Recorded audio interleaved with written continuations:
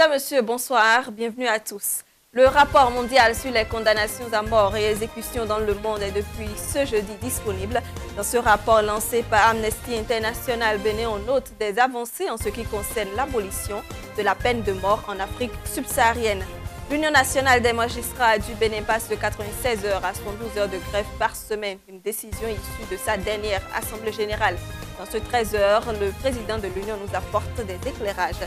Et puis nous irons à Natitingou pour en apprendre davantage sur la place Kaba, un lieu de rencontre et de divertissement.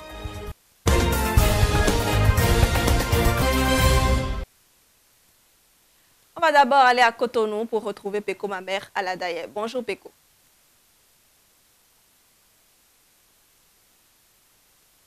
Bonjour Brunel Mérinade aussi. Madame, Monsieur, bonjour.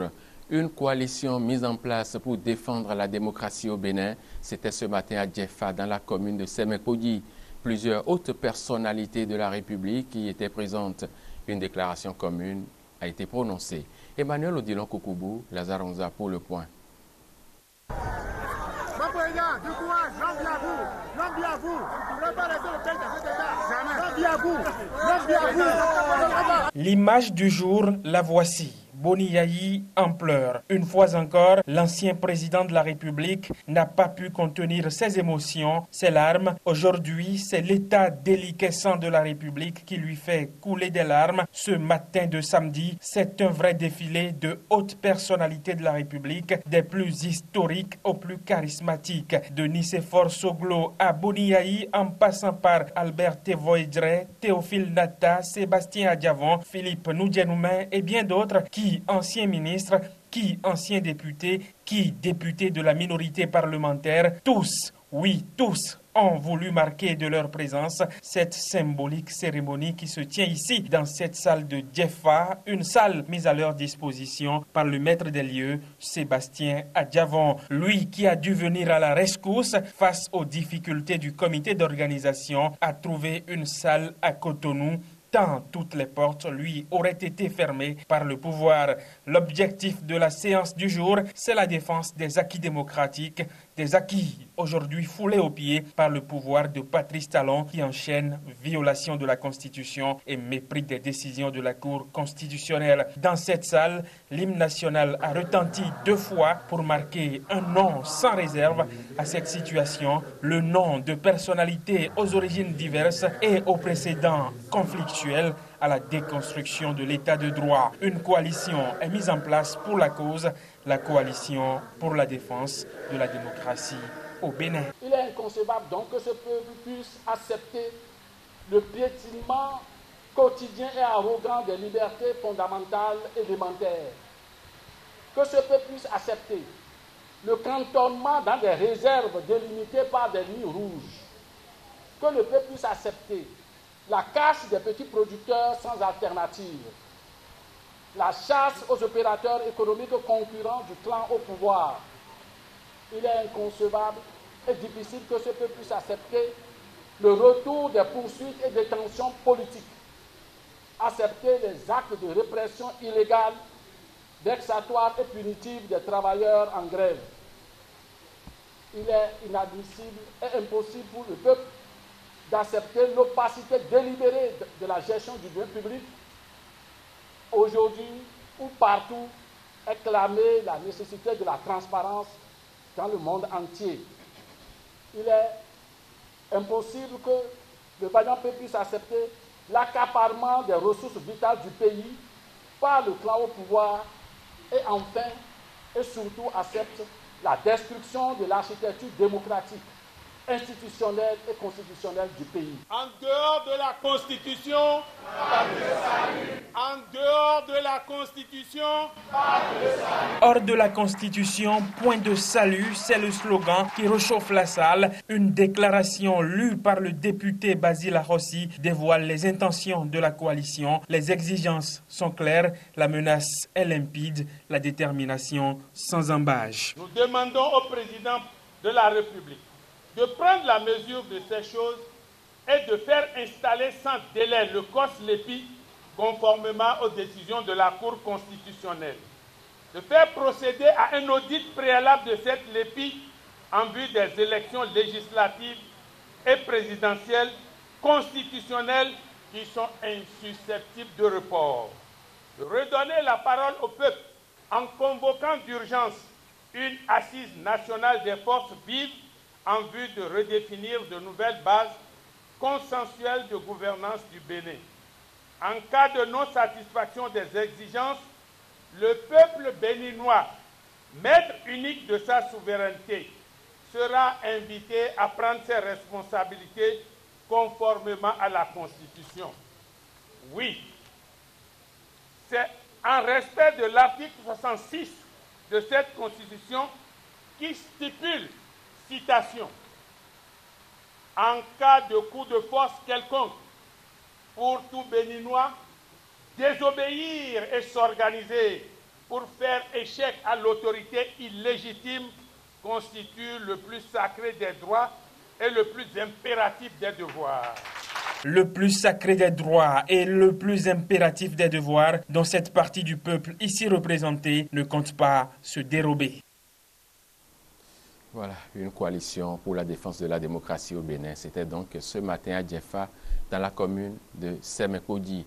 Entre autres communications présentées au début de la séance plénière de ce jeudi à l'Assemblée nationale, il y avait des lettres du procureur général de la Cour d'appel de Cotonou demandant la levée d'immunité parlementaire des députés Mohamed Henho Atao, Idrissou Bako, Valentin Agossou-Dianotin. Il faut ajouter également 3 autres lettres demandant la poursuite devant la Haute Cour de justice des ministres Aboubakar Yaya, Komi Kouché et Valentin Agossou-Dianotin. Écoutons le président de l'Assemblée nationale.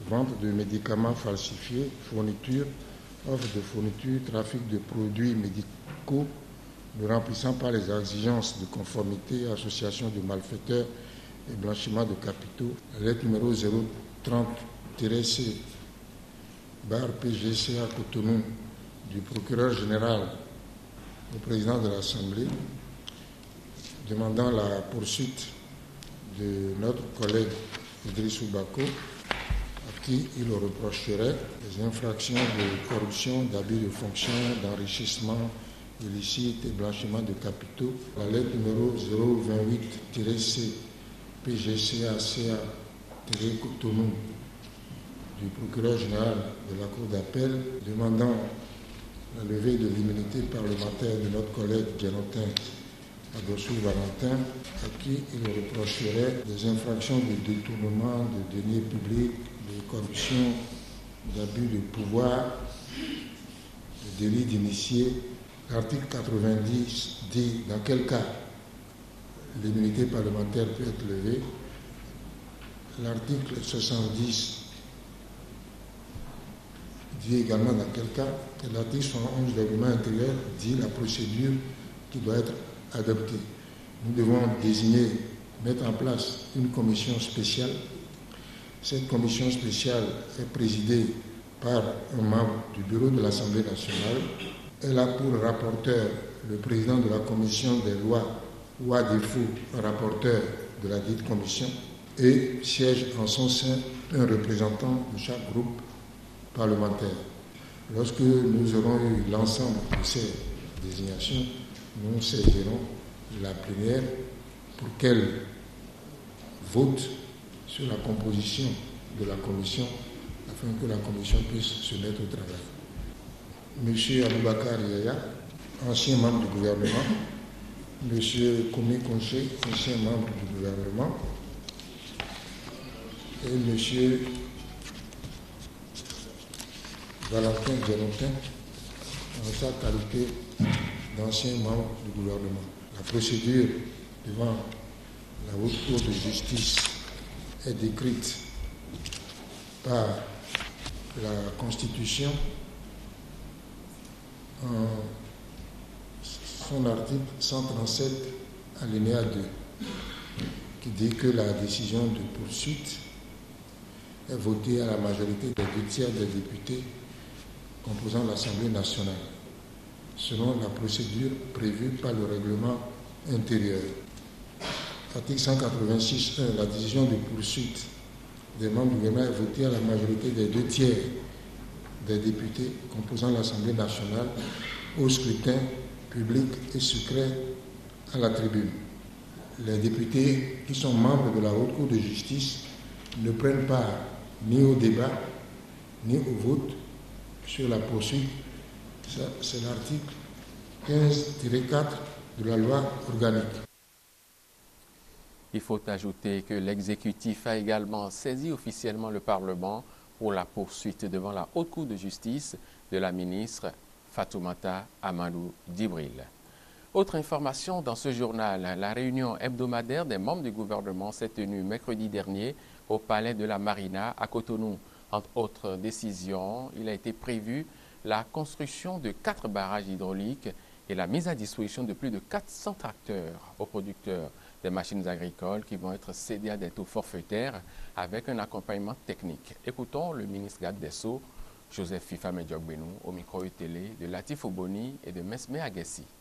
La construction de 4 barrages dans le cadre du projet de développement des infrastructures socio-économiques et de sécurité alimentaire dans le bassin du Niger. Dans le cadre de la mise en œuvre de ce projet d'envergure, sur financement de la Banque ouest africaine de développement, des études de faisabilité pour l'aménagement de 650 hectares de périmètre irrigué autour de ces barrages ont déjà été réalisées. Les barrages seront construits dans les localités suivantes. Serewandirou dans la commune de Niki, Wena dans la commune de Kandi, Bassini dans la commune de Kérou et Sinaou dans la commune de Ouassa-Peonko. Le volume total d'eau à drainer est de 8 200 000 mètres cubes et le périmètre à irriguer est de 169 hectares.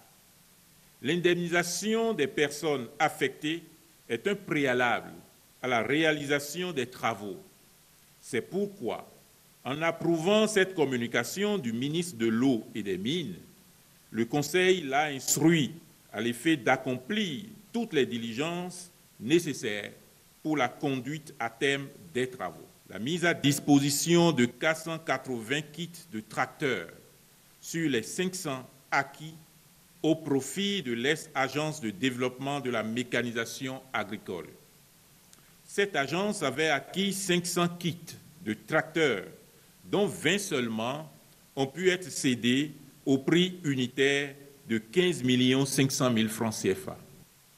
Fidèle à son objectif de renforcement des capacités de production du monde agricole, le gouvernement a décidé de procéder à la cession à coût réduit des 480 kits restants. À cette fin, le prix de cession retenu est de 8 500 000 francs CFA par kit, tout frais compris, avec des facilités de remboursement s'étalant sur 3 ans. Par ailleurs, les mesures d'accompagnement ci-après sont offertes. Premièrement, la formation de 15 jours à assurer gratuitement par Bénin Tracteur SA au profit des entreprises de prestation de mécanisation agricole. Deuxièmement, la garantie d'1 an pour chaque kit acquis et pour 1000 heures de travail.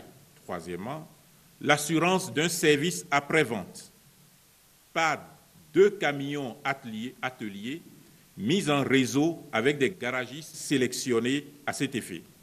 Enfin, cinquièmement, la disponibilité des pièces de rechange appropriées. Le Conseil a approuvé les modalités de mise à disposition de ces engins agricoles et instruit le ministre de l'Agriculture, de l'Élevage et de la Pêche de veiller au succès de l'opération. Amnesty International Bénin a lancé dans la matinée de jeudi dernier le rapport mondial sur les condamnations à mort et exécutions dans le monde.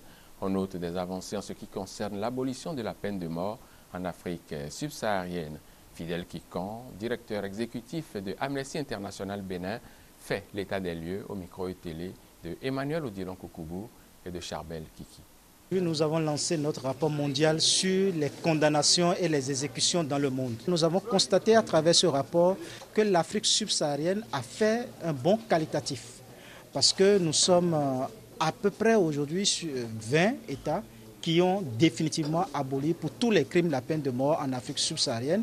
Le dernier État en date, c'est la Guinée, qui a pris un code pénal qui a complètement aboli la peine de mort.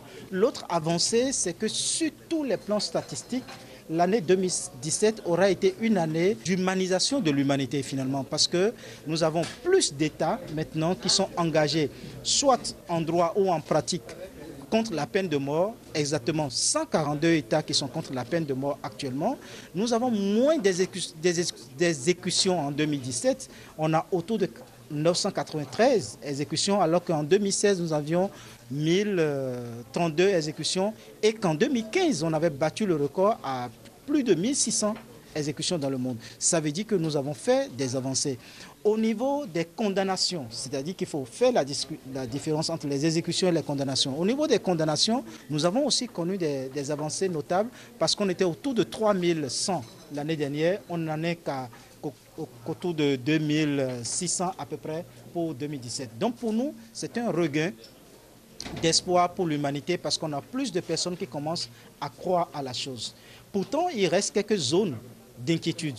Les zones d'inquiétude, c'est notamment par rapport aux pays de l'Asie Pacifique, qui n'est pas pacifique que ça. Alors pour le cas du Bénin, nous sommes en joie parce que, comme vous le savez, le 21 février 2018, le gouvernement béninois a commué la peine des 14 condamnés à mort, finalisant ainsi le processus d'abolition. Mais pour notre pays, les défis restent encore majeurs. Les défis majeurs, c'est-à-dire que l'objectif d'être un État moderne en termes de respect du droit à la vie reste encore à concrétiser parce que cet objectif fait abstraction du fait qu'on ne peut pas, dans un État moderne, condamner les personnes à perpétuité. La peine maximale qui est utilisée dans les États modernes, c'est 30 ans. Et donc, c'est un idéal, mais puisque le Bénin veut aller vers cet idéal, nous l'encourageons à avancer. Sur des questions plus pratico-pratiques, en ce qui concerne la torture, nous sommes en plaidoyer pour demander au Bénin d'aller au-delà de la commutation, donc des peines de mort, pour pouvoir réellement, dans le prochain code pénal, criminaliser la torture et criminaliser la vindicte populaire pour que les auteurs ou les instigateurs de ces actes-là, que ce soit de torture ou de vindicte populaire, soient réellement et durement poursuivis comparativement à ce qui aurait été pris comme la loi. Donc voilà des défis qui restent au Bénin, mais pour l'instant on dit bravo, mais il y a beaucoup de choses à faire. Et pour finir, à l'antenne ETélé de Cotonou, retenez que le bureau exécutif de l'Union nationale des magistrats du Bénin a décidé de réduire le nombre d'heures de grève par semaine. De 96 heures, que dis-je, de la grève illimitée, les magistrats passent désormais à 112 heures par tacite reconduction. Cette décision est issue de leur assemblée générale tenue la semaine dernière. Le président de l'UNAMAB en parle au micro ETélé de Émeric Okupeli. Oui, j'y arrive. Émeric Okupeli, mon chef d'édition du jour, et de Olivier Bodossou. Oui, vous savez que nous sommes en mouvement depuis pratiquement le mois de janvier. La semaine passée, le bureau exécutif a décidé de réduire le nombre de jours de grève de 5 à 3. Si bien que désormais, nous travaillons les lundis et les vendredis. La grève continue mardi, mercredi, jeudi, pas tacite reconduction. Ce qui a motivé cette condition, d'abord, vous savez que depuis un moment, on a commencé les assises ici à Cotonou. Les assises, n'est-ce pas, jugent les grands criminels. Nous avons estimé que si les grands criminels sont jugés malgré la grève, parce que c'est ce que la loi a prévu, mais alors que, n'est-ce pas, nos prisons se remplissent tous les jours, depuis que nous sommes en grève, ça va permettre le petit délinquant aussi d'être jugé. C'est la première raison. La deuxième raison, nous avons pensé que, bon, ce serait une sorte de main tendue au gouvernement Nous voulons montrer par là que nous sommes toujours prêts pour la négociation et que nous ne sommes pas figés sur notre position. Nous n'avons qu'un seul motif de revendication, c'est la restitution des défalcations opérées sur le salaire du mois de février. Donc on nous restitue aussi les défalcations opérées sur le salaire du mois de mars, qui nous paraît curieux, puisque dans les autres secteurs, les gens ont été payés intégralement. Dans la justice, nous sommes défalqués. Non, la balle est dans le camp du gouvernement. Si le gouvernement décide de mettre fin à la guerre aujourd'hui, ce sera fait. Non, à mon avis, quand on nous demande de reprendre service, ça n'a pas de sens. Nous sommes allés en grève, nous n'avons pas obtenu ce que nous revendiquons, et puis nous reprenons service. La grève a servi à quoi? Si j'ai un appel à lancer, c'est de dire à tous les collègues, n'est-ce pas, de rester mobilisés, que notre cause est juste et qu'il ne s'agit pas d'une revendication corporatiste, que c'est une cause nationale et que le gouvernement finira par nous comprendre. Eh bien, madame, monsieur, ce sera tout pour Info 13h du week-end. Merci de l'avoir suivi. Je vous laisse à présent en compagnie de la charmante Brunel Mérinadé aussi pour les derniers instants de ce rendez-vous avec l'information sur ETélé. Bonne journée à toutes et à tous. Bon appétit si vous êtes à table. Je vous retrouve ce soir pour le 26 Info du week-end, si Dieu le veut. Merci. Merci, Pécoumamer Aladaye. Les travaux de réfection des voies se poursuivent toujours à Parakou. Une réfection qui parfois perturbe la quiétude de la population. Au quartier Ganou, dans le 3e arrondissement de la ville, certains habitants vivent depuis 2 mois un véritable calvaire, ceci en raison du manque de finition des travaux qui empêche la libre circulation des hommes, femmes et enfants concernés. Suivons donc ensemble le reportage que nous proposent Hippolyte Agossou et Pierre Agbakwe. Depuis un certain moment, nous sommes confrontés à des difficultés d'accès. On n'arrive pas à sortir de la maison librement, on n'arrive pas à circuler. C'est un peu difficile pour nous. Moi, je travaille à l'hôpital de zone de Boko, par exemple, et tous les matins, je suis obligée de solliciter l'aide de mes collègues, de faire des autostops afin de pouvoir sortir de la maison. Parce que la moto est là, garée depuis près de 2 mois. On ne peut plus sortir la moto de la maison. Situation déplorable, n'est-ce pas? Et c'est bien le quotidien de Olayemi et d'autres habitants du quartier depuis 2 mois. Ils sont contraints de délaisser leur moto dans leur chambre pour s'adonner à des autostops. Ils ont dit qu'ils vont venir fermer, mais ça fait des mois déjà, ils ne sont plus revenus. Et pour rentrer dans la maison, pour sortir, c'est difficile. On a des motos dans la maison, mais pour sortir, il faut aimer d'abord avant d'aller là où tu vas. Et même si on a des visiteurs, on est obligé d'amener les motos ailleurs pour aller garer. Et les gens tombent dans les caniveaux. Au niveau des caniveaux, là, c'est là qu'il y a le problème. Parce qu'ils ont fait les caniveaux, mais ils n'ont pas fermé d'abord. Si tu veux rentrer dans la maison, c'est problème. Si tu veux sortir, c'est problème. Souvent, on a les petits enfants à la maison. Souvent, ils tombent dedans. Toi aussi, si tu as mal traversé là, tu auras des problèmes.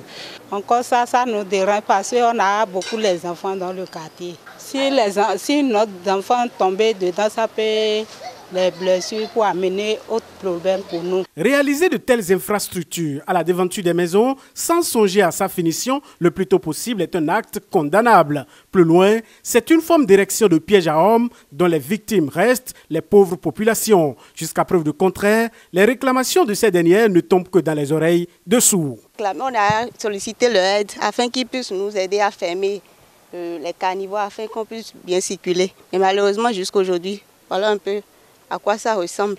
Au prix de négociations, nous a-t-on signifié, le Centre national de sécurité routière, lui, a réussi à tirer son épingle du jeu, contrairement aux pauvres populations qui ne savent à quel sein se vouer et continuent de vivre le martyre. La dernière réclamation en date s'est d'ailleurs soldée par une demande de fonds avant toute intervention en leur faveur. Ça fait 2 semaines maintenant, ils sont venus devant la CNSS pour faire le passage.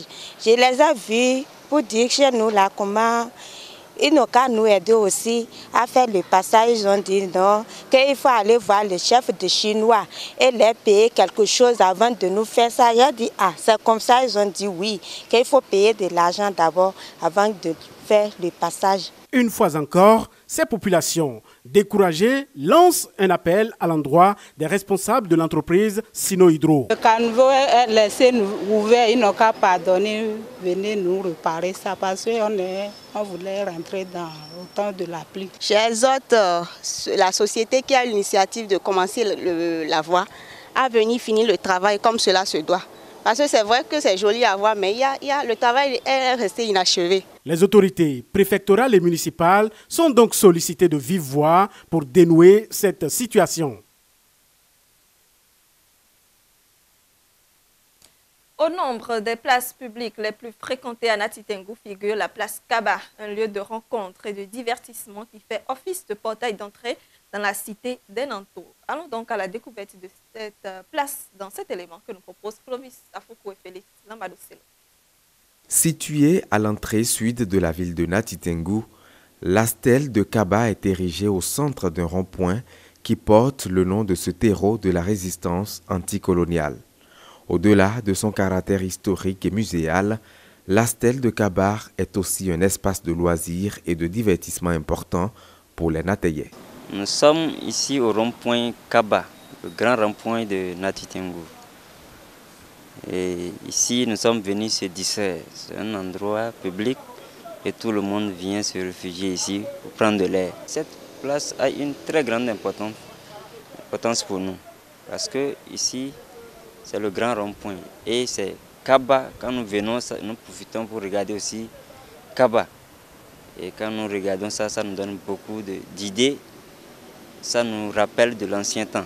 Bon, je suis juste venu partager, prendre un pot et comme on le dit souvent, aussi prendre de l'air parce que c'est un endroit historique qui retrace un peu l'histoire du peuple Wama et Otamari. Cette place a une importance pour moi. Je venais tenter de dire que c'est une place historique parce que ceux qui connaissent vraiment le héros Kaba, donc ça retrace beaucoup de faits par rapport à l'histoire du peuple Wama et Otamari.